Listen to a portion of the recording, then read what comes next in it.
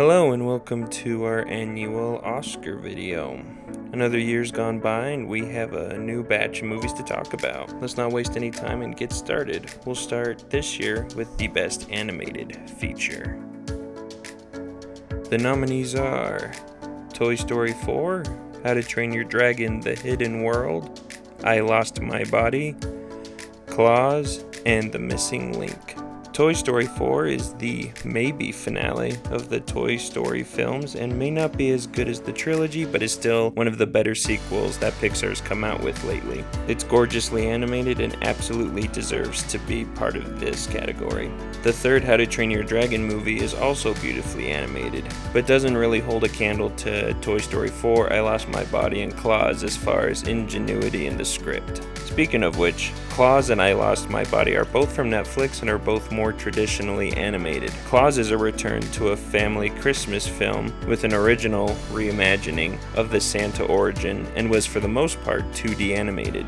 I Lost My Body is also 2D animated, but is equally mixed with 3D animation, making for a surreal animation style almost similar to Spider-Verse last year. Unlike Spider-Verse, this film's about a disembodied hand crawling its way back to his original body, whom we get to know through flashbacks. Missing Link is from Laika Entertainment and is the latest claymation film about a couple of explorers going on an adventure with the Missing Link.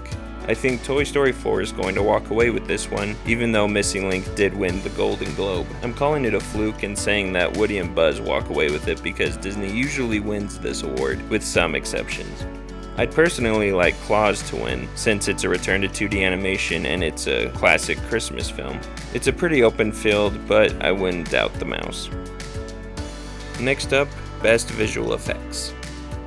The nominees are The Lion King, 1917, The Irishman, Avengers Endgame, and Star Wars: The Rise of Skywalker. As far as visual effects are concerned, this category is also pretty up in the air. The Lion King and The Irishman showcased brand new uses of VFX and were pretty revolutionary. The Lion King created a virtual world for the filmmakers to create in while making it look like you were watching a National Geographic special. The Irishman used de-aging tech to mess with the appearances of its actors to tell this mobster epic covering several decades.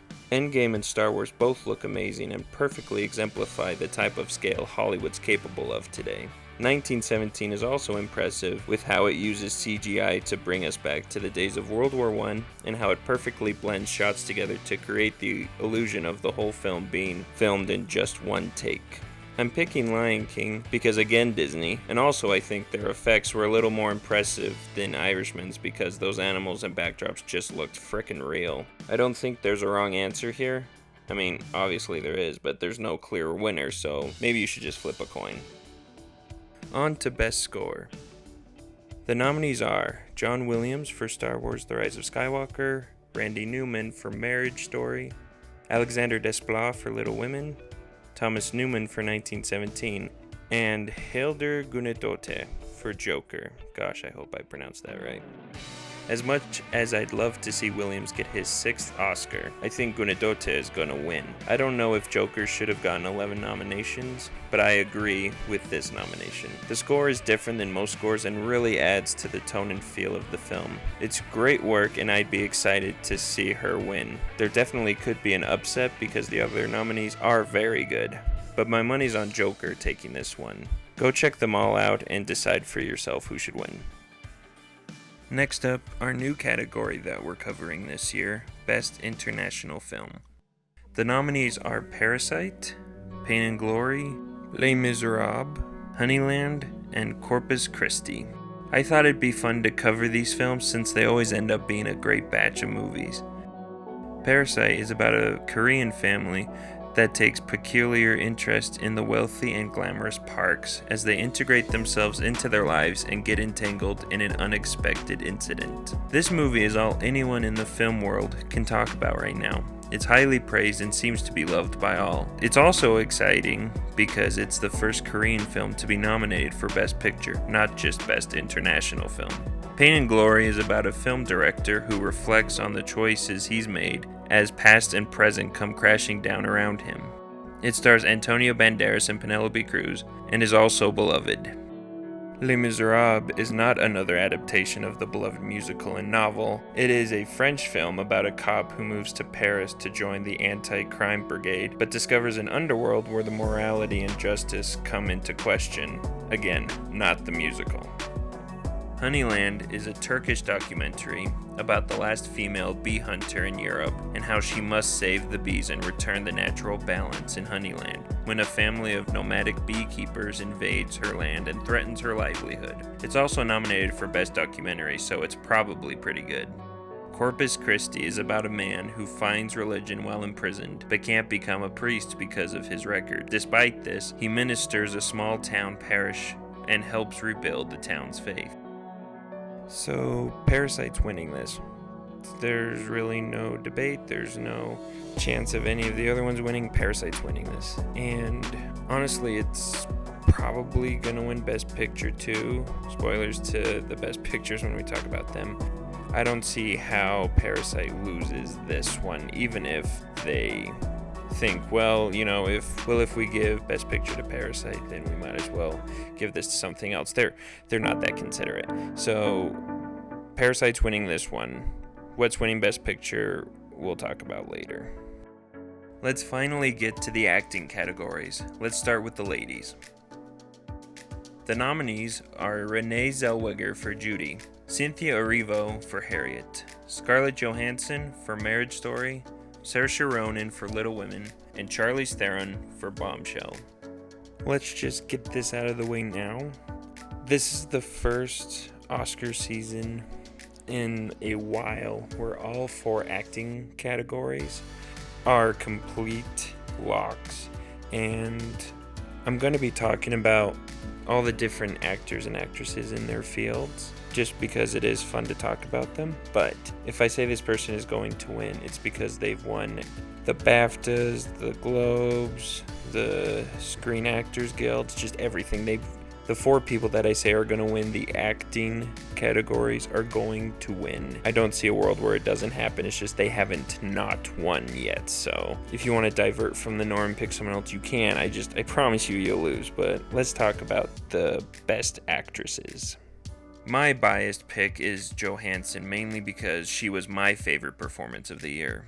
She hasn't been winning any of the other award shows that she's been nominated for, so this is probably just a pipe dream, but one I'm proudly standing by. She's also nominated for Supporting Actress, and it would be pretty crazy if she won both. I'd love it, but it would still be pretty crazy. Zellweger won the Golden Globe and the Screen Actors Guild for Best Actress, so she's probably the smarter option. A fun upset would be Ronan. I thought she was excellent in Little Women, but she probably won't win because she's going to be nominated for every movie she ever does, so they can just reward her in future years. Theron is a 3-time Oscar nominee, winning 1, and apparently does a very good job in Bombshell portraying real-life journalist Megyn Kelly, who spoke out about the sexual harassment that happened at Fox News. Cynthia Erivo is one of my favorite up-and-coming actresses right now. I've heard she's great here, but I don't know if she'll win. I'd love it, but I'm guessing we'll be seeing her back in this category in future years, and then she'll win one.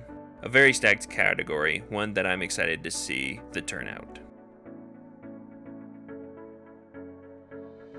The nominees are Scarlett Johansson for Jojo Rabbit, Margot Robbie for Bombshell, Laura Dern for The Marriage Story, Kathy Bates for Richard Jewell, and Florence Pugh for Little Women.